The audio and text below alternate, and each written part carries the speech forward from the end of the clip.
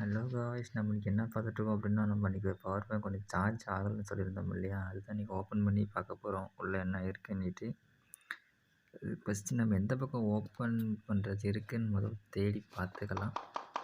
இந்த ஷேக் பண்ண அந்த உள்ளே இருக்கிறது ஏதோ சவுண்ட் ஒன்று வருது, கட கட கடன்ட்டு. அது என்னன்னு பார்க்க போகிறோம். முதல் திருப்புளி எடுத்து பொறுமையாக சைடில் மட்டும் அப்படியே போட்டு நம்பி எடுத்துக்கலாம். ஃபுல்லு டேமேஜ் ஆகாத அளவுக்கு அந்த சில்லை நான் திரும்ப அதை வச்சு தான் மாட்டணும். பொறுமையாக சுற்றி எடுப்போம், பார்க்கலாம். கொஞ்சம் கொஞ்சமாக நம்பும்போது அப்படியே வருது. அது ஒரு மாதிரி பவுட்ரு மாதிரியே இருக்குது உள்ளே இருக்குது, என்னன்னு தெரியல. வாங்க பார்க்கலாம்.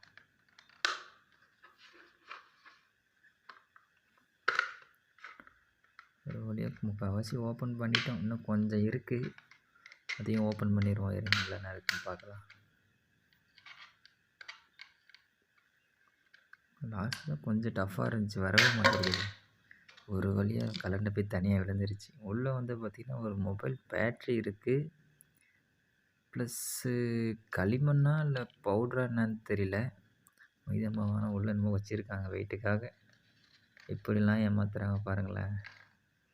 ரேட்டு கம்மியாக கிடைக்குது, நம்ம வாங்கி யூஸ் பண்ணுறோம். உள்ளே பார்த்தா இந்த மாதிரி இருக்குது. நம்ம வாங்கும்போது நல்லதாக பார்த்து வாங்கணும். நம்ம காசு கம்மி ரேட்டு கிடைக்குதுன்னு பார்த்தோம்னா உள்ளே இந்த மாதிரி தான் இருக்கும்.